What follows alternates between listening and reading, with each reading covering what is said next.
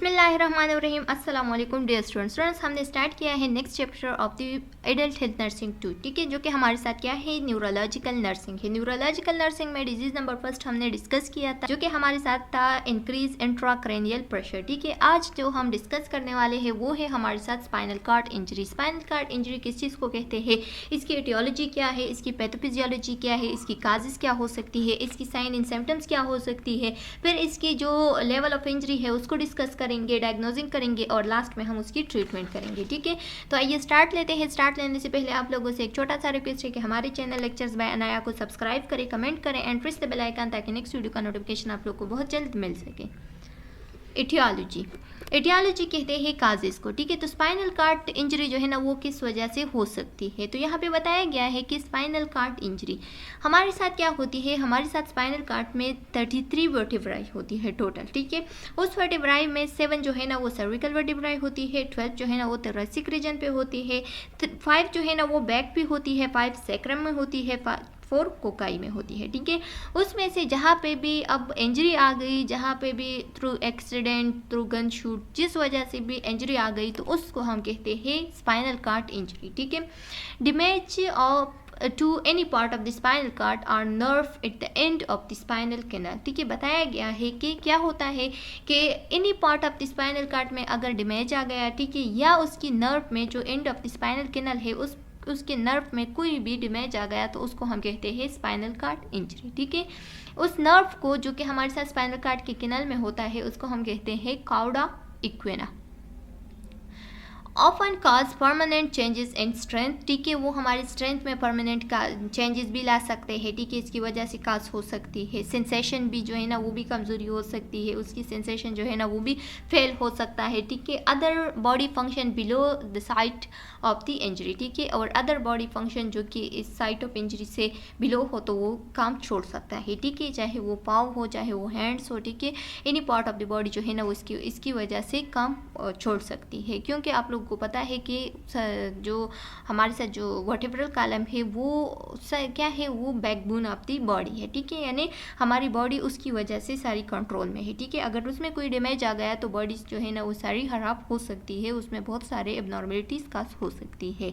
अब इसकी काजेस क्या क्या है, तो ऑटोमोबाइल एक्सीडेंट हो सकती है, ठीक है, मोटरसाइकिल या गाड़ी वगैरह के एक्सीडेंट हो गया, गन शूट वाउंड हो गया, ठीक है, गन शूट हो गया तो उस वजह से भी इंजरी काज हो सकती है स्पाइनल कॉर्ड में, या ड्राइविंग एक्सीडेंट हो गया, ठीक है, या स्पोर्ट्स में किसी का मतलब क्रिकेट वगैरह, हॉकी वगैरह में कोई इंजरी वगैरह आ गई, स्पाइनल कॉर्ड का रिक्रिएशन हो गया, ठीक है, या कोई क्या हो गया, एक्ट ऑफ वायलेंस की वजह से कोई मतलब वायलेंस की वजह से झगड़ा वगैरह में कोई एक्सीडेंट वगैरह हो गया, ठीक है, और उसमें जो है ना स्पाइनल कॉर्ड इंजरी हो गई, या कोई गिर गया उसकी वजह से ट्यूमर हो तो उसकी वजह से भी स्पाइनल कॉर्ड जो है ना वो इंजर्ड हो सकती है, उसकी any part of the vertebrae injured हो सकती है, जिसकी वजह से हमारे साथ स्पाइनल कॉर्ड इंजरी काज हो सकती है, ठीक है।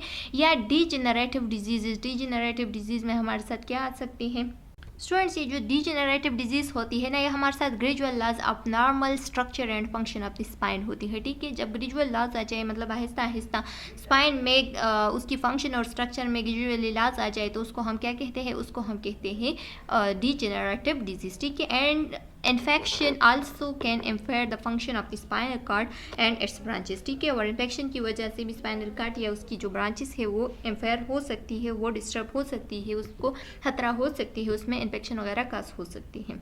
ये आप लोग देख सकते हैं, ये सारे वर्टिब्राई है, जिस तरह से मैंने आप लोगों को बताया कि 7 जो है ना वो हमारे साथ सर्विकल वर्टिब्राई होती है, ठीक है। उसके बाद जो 12 है वो थोरैसिक वर्टिब्राई होती है, फिर उसके बाद 5 जो है ना वो लंबर वर्टिब्राई होती है, एंड 5 जो है ना वो सैक्रल या सैक्रम वर्टिब्राई होती है, ठीक है। And the last one is जो कि हमारे साथ 4 वर्टिब्राई होती है उसको हम कहते हैं कोकाई, ठीक है, या कोकस। पैथोफिजियोलॉजी, अब पैथोफिजियोलॉजी में क्या बोलते हैं कि किस तरह से ये डिजीज़ जो है ना वो अकर होती है, ठीक है, इसकी स्ट्रक्चर एंड फंक्शन क्या है इस डिजीज़ की, ठीक है, यानी किस तरह से स्पाइनल कॉर्ड इंजरी हो जाती है। Whatever the cause of injury to the spinal cord की इंजरी जो है ना वो कुछ भी हो सकती है, ठीक है, एक्सीडेंट भी हो सकती है, या वायलेंस भी हो सकती है, या कोई डैमेज आ गया, कोई फॉल वगैरह हो गया, ठीक है, या स्पोर्ट वगैरह में किसी का मतलब स्पाइनल कॉर्ड इंजरी हो गई तो किसी वजह से भी हो सकती है spinal cord injury. Nerve nerve transmission to the brain or from the brain may no longer occur below the level of the damage। ठीक है, या तो क्या होता है, जो नर्व ट्रांसमिशन होती है ब्रेन की तरफ या ब्रेन से लोअर बॉडी की तरफ, तो वो क्या हो जाती है, उसमें कोई मतलब वो जो है ना वो ख़त्म हो जाते हैं या उसमें कोई डैमेज अगर हो जाता है, उसके रिजल्ट की वजह से हमारे साथ जो एक्सटेंड बॉडी होती है उसमें पैरालिसिस आ जाती है। ठीक है, यानी बॉडी के पार्ट्स में पैरालिसिस अगर हो जाती है। पैरालिसिस किस चीज़ को कहते हैं, यानी उस बॉडी पार्ट की सेंसेशन जो है ना वो ख़त्म हो जाती है, बिल्कुल वो मुरझाए हुए हो जाते हैं। Microscopic bleeding occur in the grey matter. Grey matter एक होती है वाइट मैटर और एक होती है ग्रे मैटर। ठीक है, तो ग्रे मैटर से क्या स्टार्ट होती है, ब्लीडिंग स्टार्ट होती है। उसको जब हम माइक्रोस्कोपिकली चेक करते हैं तो ग्रे मैटर से क्या होती है, ब्लीडिंग स्टार्ट होती है। ठीक है, immediately after spinal cord injury, और ये डायरेक्ट ही स्पाइनल कॉर्ड इंजरी के बाद जो है ना डायरेक्ट ही क्या होती है, ग्रे मैटर से ब्लीडिंग स्टार्ट हो जाती है। Irritation of the cell cause oedema, या अगर सेल को इरिटेशन हो गई है, ठीक है, या कोई इरिटेशन सेल में हो गई है तो उस वजह से एडिमा यानी स्वेलिंग हो सकती है। ठीक है, to develop and spread along the next one, जो कि हमारे साथ क्या कर सकती है, जो कि नेक्स्ट वन वर्टेब्राई को भी क्या कर सकती है, उसको भी डैमेज कर सकती है। ठीक है, वहाँ तक ये जो मतलब जो डैमेज है या जो इरिटेशन है वो काज हो सकती है, नेक्स्ट 2 या 1 वर्टेब्राई को डैमेज कर सकती है। द एडिमा पीक इन 2 और 2 to 3 डेज। ठीक है, 2 to 3 डेज जो है ना कि एडिमा जो है ना वो बहुत पीक पे होती है, यानी बहुत ज़्यादा होती है। ठीक है, और आफ्टर 7 डेज जो है ना वो अपने मतलब दोबारा से ठीक होने की वो एडिमा जो है ना वो ख़त्म हो जाती है। ठीक है, the oedema cause temporary loss of function and sensation. ठीक है, सेंसेशन, और ये एडिमा जो है ना ये टेम्पररी लॉस ऑफ फंक्शन भी कर सकते हैं, यानी उस जगह की जो फंक्शन है वो लॉस हो सकती है इस एडिमा की वजह से, सेंसेशन भी लॉस हो सकती है। ठीक है, यानी जो टेम्पररी टर्म्स ही पैरालिसिस हो जाती है। ठीक है, haemodynamic instability, with drop in blood pressure can cause decreased blood flow and hypoxia in the cord increase initial damage. बताया गया है कि हीमोडायनामिक इंस्टेबिलिटी का मतलब ये है कि फ्लूइड एंड इलेक्ट्रोलाइट इम्बैलेंस हो जाती है, जिसकी वजह से फिर ब्लड प्रेशर जो है ना वो भी डिक्रीज हो सकती है। जब ब्लड प्रेशर डिक्रीज हो जाए तो उसकी वजह से क्या, हाइपोक्सिया यानी ब्लड में ऑक्सीजन की कमी भी आ सकती है। ठीक है, और उसकी वजह से फिर स्पाइनल कॉर्ड में इंक्रीज डैमेज जो है ना वो काज हो सकती है। ठीक है, यानी वहाँ पे जितनी भी सेल्स है वो उसकी नेक्रोसिस हो सकती है, वो डेथ हो सकती है। The inflammatory process may injure the myelin covering of the first of all जब इन्फ्लेमेशन हो जाती है ना तो क्या होती है, जो माइलिन शीट होती है ना एग्जाम के ऊपर तो उसको इंजर्ट कर देती है। ठीक है, and the chemical and electrolyte change interrupt nerve impulses transmission, और उसकी वजह से फिर क्या होती है, जो केमिकल्स एंड इलेक्ट्रोलाइट्स होती है वो अपना जो मतलब नर्व इम्पल्स ट्रांसमिशन होती है उसको चेंज कर देती है। ठीक है, उसकी वजह से जो है ना स्पाइनल कॉर्ड की जो फंक्शन है वो थोड़ा डैमेज हो जाता है, क्योंकि जो इंजरी हो गई है उसकी वजह से कभी कभार इंसान पैरालाइज भी हो जाता है, बल्कि ज़्यादातर इंसान पैरालाइज होती है। अब साइन एंड सिम्टम्स की तरफ आते हैं, तो साइन एंड सिम्टम में हमारे साथ क्या हो सकती है during during spinal cord injury. ठीक है, अगर स्पाइनल कॉर्ड इंजरी हो गई है तो उसकी साइन एंड सिम्टम क्या हो सकती है, total loss of sensation and control हो सकती है। ठीक है, जितनी भी मतलब हमारी बॉडी की जो जहाँ पे भी क्या हो गई है, स्पाइनल कॉर्ड इंजरी हो गई है जिस वर्टेब्राई में भी, चाहे वो ऊपर वर्टेब्राई में हो गई हो या नीचे वर्टेब्राई में, तो क्या हो सकती है फिर जो लोअर बॉडी है या अपर बॉडी है उसमें क्या लॉस ऑफ फंक्शन हो सकती है, और एंड लॉस ऑफ सेंसेशन भी हो सकती है। जब उस जगह को हम टच करें तो नमनेस सी होती है, यानी उस जगह को कोई फीलिंग्स लॉस ऑफ सेंसेशन होती है। ठीक है, एंटेंगलिंग यानी ऐसे सुई चबाना जैसे फील होती है उसको। ठीक है, अच्छा, क्वाड्रिप्लीजिया हो सकती है एंड पैराप्लीजिया। क्वाड्रिप्लीजिया का मतलब ये है कि पैरालाइज ऑफ ऑल 4 लिम्स। ठीक है, यानी हैंड्स एंड फुट हर जगह पे क्या हो सकती है, पैरालाइज का हो सकती है। जस्ट उसकी जो नेक एरिया है, ऊपर एरिया, हेड वगैरह हो गया, ये जो है ना ठीक होती है, बाकी बॉडी जो है ना वो पैरालाइज हो जाती है। ठीक है, एंड पैराप्लीजिया का मतलब ये है कि जो lower and leg and lower body जो है ना वो क्या हो सकती है, वो पैरालाइज हो सकती है। ठीक है, यानी जो लोअर लेग होते हैं दोनों फुट जो है ना वो पैरालाइज हो सकती है, और उसके साथ साथ जो लोअर बॉडी है उसमें भी पैरालाइजेशन हो सकती है। ठीक है, फिर हमारे साथ इसकी एक तीसरा टाइप है जिसको हम हेमिप्लीजिया कहते हैं। हेमिप्लीजिया में क्या होती है, हेमिप्लीजिया में जो वन हैंड यानी हैंड का एक लिम्ब और जो फुट होता है इस तरह से foot and hand one side पे क्या काज हो जाती है, पैरालाइज हो जाती है बंदा, तो उसको हम हेमिप्लीजिया कहते हैं। ठीक है, तो ये तीनों टाइप आप लोगों ने याद रखने हैं, ये एमसीक्यूज पॉइंट ऑफ व्यू से बहुत इंपॉर्टेंट है, एमसीक्यूज में आ सकते हैं। अच्छा स्टूडेंट, नेक्स्ट हमारे साथ आते हैं extreme back pain. Back pain बहुत एक्सट्रीम होगा, बहुत सिवियर बैक पेन होगा, क्योंकि वहाँ पे इंजरी हो गई है। ठीक है, डिफिकल्टी इन ब्रीथिंग में भी डिफिकल्टी होगी, और लंग्स जो है ना वो सही से मतलब लंग्स की सिक्रीशन भी सही नहीं होगी, क्योंकि जब वो कफिंग वगैरह करती है तो बैक पेन होता है। ठीक है, तो इस वजह से वो सही से कफ नहीं करेगा, और जो लंग्स की सिक्रीशन है वो सही से नहीं होगा, तो इस वजह से जो ब्रीथिंग की डिफिकल्टी है वो बहुत ज़्यादा होगी। ठीक है, चेंज इन सेक्शुअल फंक्शन, उसकी सेक्शुअल फंक्शन में चेंजेस आ सकते हैं, यानी सेक्सुअल सेंसिटिविटी या इनफर्टिलिटी वगैरह का हो सकती है। Loss of bowel and bladder control. ठीक है, उसकी जो ब्लैडर कंट्रोल है या बाउल जो है ना उसमें लॉस हो सकती है, उस पर कंट्रोल नहीं होगा, क्योंकि लोअर बॉडी जो है ना उसकी फंक्शन लॉस हो गई है। ठीक है, उसकी फंक्शन जो है ना वो बिल्कुल पैरालाइज हो जाती है, लॉस ऑफ फंक्शन हो जाती है। Exaggerated reflex activity and or spasm. ठीक है, क्या हो जाती है, उसकी जो रिफ्लेक्सिव एक्टिविटी होती है ना वो बिल्कुल ख़त्म हो जाती है, और जब वो ख़त्म हो जाती है तो उसकी बॉडी में मसल स्पाज्म हो जाती है, यानी उसकी मसल जो है ना वो बिल्कुल स्पाज्म हो जाती है। अच्छा, अब हमारे साथ है लेवल ऑफ इंजरी। ठीक है, तो साइन एंड सिम्टम में ये लेवल ऑफ इंजरी जो है ना ये बहुत इंपॉर्टेंट है कि हमारे साथ जो इंजरी हो गई है वो कितने हद तक हो गई है। ठीक है, ये हमें शो कर देती है कि कितने हद तक लॉस ऑफ फंक्शन हो गई है। ठीक है, कितने हद तक आपकी स्पाइनल कॉर्ड जो है ना वो इंजर्ड हो गई है। ये C1 से लेकर T11 तक है। ठीक है, यहाँ पे दिया गया है। पहले जो C1 से लेकर C3 तक होता है ना वो ऐसा होता है कि उसमें बिल्कुल रिस्पायरेटरी फंक्शन काम नहीं करता। ठीक है, रिस्पायरेटरी फंक्शन बिल्कुल होता ही नहीं है। जब वो नहीं होता तो अगर इमरजेंसी में जल्दी से उसको रिस्पायरेशन नहीं मिल गया तो वो डायरेक्ट मर जाता है। ठीक है, ये हमारे साथ C1 से लेकर C3 तक लेवल ऑफ इंजरी होती है। ठीक है, इस लेवल ऑफ इंजरी में इंसान जो है ना वो बहुत जल्द मर जाता है। और ये जो है ना ये क्या होती है, क्वाड्रिप्लेजिया होती है या टेट्राप्लेजिया। टेट्रा मीन 4, ठीक है, यानी 4 लिम्स जो है ना वो सारे पैरालाइज हो जाते हैं। ठीक है, लोअर बॉडी जो है, lower and upper body full जो है ना वो पैरालाइज हो जाती है, सिर्फ हेड जो है ना उसमें सेंसेशन होती है। ठीक है, अच्छा नंबर 4 जो C4 होता है, C4 में क्या होता है, लॉस ऑफ डायफ्राम मूवमेंट जो है ना वो लॉस हो जाती है। ठीक है, ब्रीथ विद असिस्टेंस, जो ब्रीथ लेता है तो उसमें बहुत सारे डिफिकल्टी होती है ब्रीथिंग में। ठीक है, एंड इसमें भी क्वाड्रिप्लेजिया होती है। ठीक है, यानी 4 लिम्ब की पैरालाइजेशन होती है। C5 में क्या होती है, पार्शियल शोल्डर मूवमेंट। ठीक है, उसकी जो शोल्डर मोमेंट है वो मतलब थोड़ी सी है, मतलब सही से मोमेंट नहीं कर रही, लेकिन पार्शली, कंप्लीटली नहीं बल्कि पार्शली हाफ जो है ना उसकी मोमेंट जो है ना शोल्डर मोमेंट वो हो रही है। ठीक है, एंड एल्बो मोमेंट भी पार्शली हो रही है। ठीक है, अगर C6 लेवल में इंजरी हो गई है तो क्या होगा, रिटेन ग्रॉस मोटर फंक्शन, जो मोटर फंक्शन है वो बिल्कुल सही होगा। ठीक है, रिटेन होगा मतलब सही है। पार्शियल शोल्डर जो है ना वो पार्शली मोमेंट कर रहा है, एल्बो जो है ना वो भी पार्शली मोमेंट कर रहा है, रेस्ट मोमेंट पॉसिबल।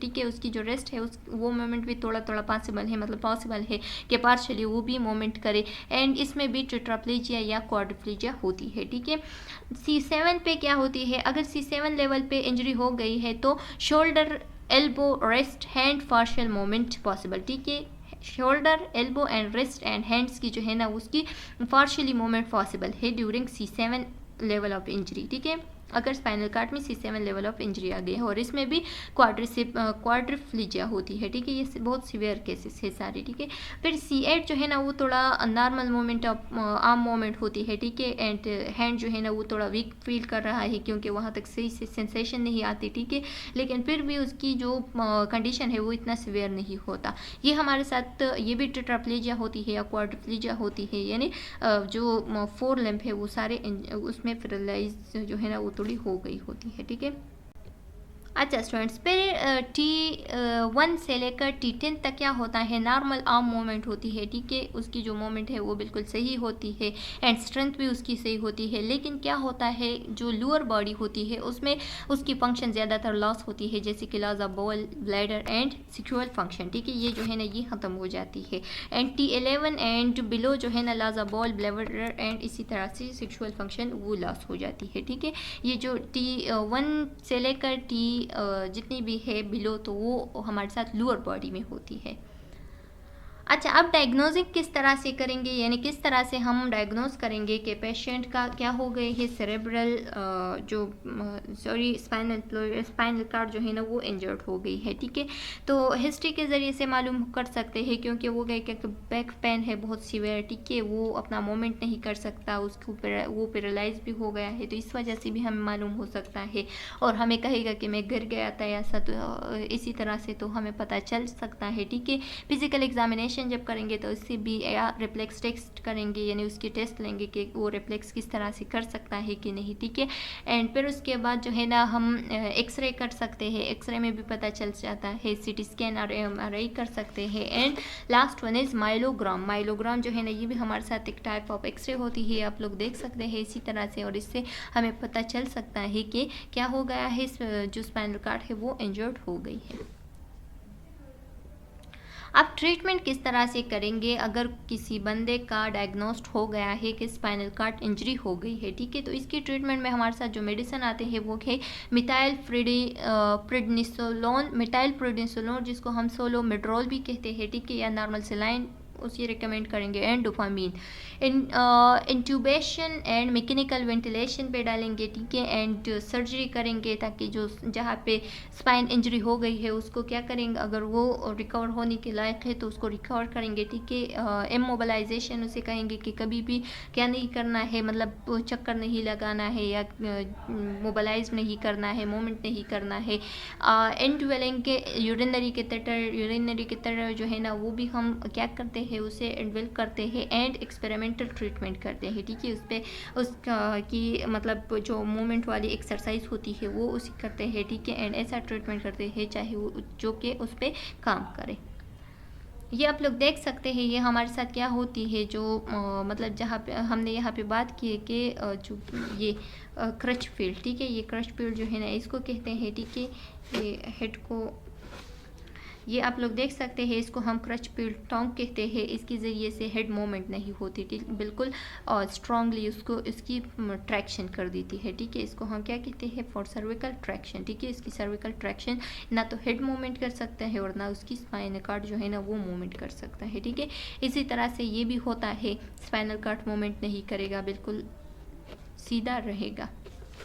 इसको हम क्या कहते हैं, इसको भी हम क्रच फील्ड टंग्स कहते हैं। ठीक है, और ये भी एक टाइप ऑफ ट्रैक्शन होती है। ट्रैक्शन हमने पढ़ा है कि किस चीज़ को कहते हैं, तो आप लोग देख सकते हैं हमारे चैनल के HN2 वाली प्लेलिस्ट में मौजूद है कि व्हाट इज़ ट्रैक्शन। अब कॉम्प्लिकेशन क्या क्या हो सकती है during spinal cord injury. Students, अगर किसी का स्पाइनल कार्ड इंजर्ड हो गया है तो उसमें क्या क्या फर्दर कॉम्प्लिकेशन हो सकते हैं। ठीक है, यानी उसको क्या कॉम्प्लिकेशन होगी। ठीक है, तो उसमें हमारे साथ हो सकती है स्पाइनल शॉक या न्यूरोजेनिक शॉक। ठीक है, दूसरा हमारे साथ है ऑर्थोस्टैटिक हाइपोटेंशन। ऑर्थोस्टैटिक हाइपोटेंशन का मतलब ये है कि एक इंसान है और वो बैठा हुआ है या लेटा हुआ है और एकदम वो उठ जाता है, जब वो स्टैंड करता है ना तो उस दौरान उसको हाइपोटेंशन हो जाती है, यानी जो BP होती है वो लो हो जाती है। ठीक है, ब्लड प्रेशर लो हो जाती है। ठीक है, तीसरा हमारे साथ है ऑटोनॉमिक रिफ्लेक्सिया। ठीक है, उसकी जो रिफ्लेक्शन होती है ना वो ऑटोनॉमिक हो जाती है, यानी हाइपर रिफ्लेक्सिया हो सकती है। ठीक है, यानी उसकी जो रिफ्लेक्शन है वो हाइपर हो सकती है। और रिफ्लेक्शन हमने पिछले वीडियोस लेक्चर्स में बहुत सारे वीडियोस में डिस्कस किया है, तो अगर आप लोगों ने वो देखी है तो यहाँ पे आप लोग समझ जाएंगे कि हाइपर रिफ्लेक्सिया किस चीज़ को कहते हैं। स्किन ब्रेकडाउन हो सकती है। स्किन ब्रेकडाउन किस वजह से हो सकती है, क्योंकि फ्रैक्चर हो गई है, तो फ्रैक्चर की वजह से जो बोन है उसमें उसकी वजह से फिर क्या होगी, स्किन में भी ब्रेकडाउन आ सकती है। ठीक है, इन्फेक्शन कास हो सकती है एंड हेट्रोट्रॉफिक ओसिफिकेशन हो सकती है। हेट्रोट्रॉफिक ओसिफिकेशन का मतलब ये है कि जो बोन टिश्यूज़ होते हैं ना वो सॉफ्ट टिश्यूज़ में डेवलप हो सकते हैं। ठीक है, रेनल कॉम्प्लिकेशन हो सकती है, किडनी कॉम्प्लिकेशन हो सकती है, क्योंकि स्पाइनल कार्ड जो है ना वो ब्लड सप्लाई करती है any part of the body में। ठीक है, एंड क्योंकि स्पाइनल कार्ड जो है ना वो बहुत इंपॉर्टेंट है हमारी बॉडी के लिए, तो इस वजह से रेनल के लिए भी बहुत इंपॉर्टेंस है स्पाइनल कार्ड में, तो इस वजह से रेनल कॉम्प्लिकेशंस भी हो सकती है, मसल स्पॉज़म भी हो सकती है। एंड DVT का मतलब ये है कि डीप वेन थ्रोम्बोसिस, यानी blood clot in a when. ठीक है, जब ब्लड जो है ना वो वेन में क्लॉट हो जाए तो उसको हम DVT कहते हैं।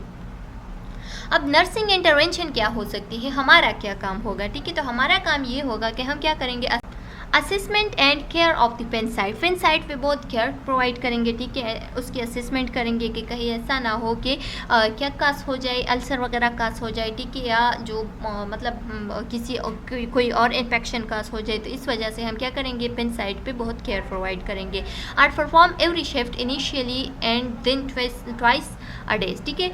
फर्स्ट जो इनिशियली होती है ना, तो क्योंकि हमने बताया कि क्या होती है, क्योंकि हमने बताया कि बॉल जो है ना उसकी मतलब उसे पता नहीं होता, ठीक है, अनकंट्रोल बाउल हो जाती है एंड अनकंट्रोल जो यूरिन है वो भी हो सकती है, ठीक है, उसकी ब्लैडर पे उसे कंट्रोल नहीं होती। तो इस वजह से पेन साइट की बहुत केयर करेंगे, ठीक है, ताकि कोई और इन्फेक्शन वगैरह ना हो जाए, ठीक है। एंड हर शिफ्ट में उसकी इनिशियली जब इंजरी हो जाए तो हर शिफ्ट में उसके लिए हम क्या करेंगे, हर शिफ्ट में यानी 3 टाइम अ डे जो है ना उसकी जो केयर है पेन साइट पे वो प्रोवाइड करेंगे, उसकी असेसमेंट करेंगे, ठीक है। और जो हमारे साथ फिर थोड़ा टाइम हो जाए तो उसके बाद फिर हम ट्वाइस अ डे जो है ना उसकी केयर करेंगे, ठीक है, पेन साइड में।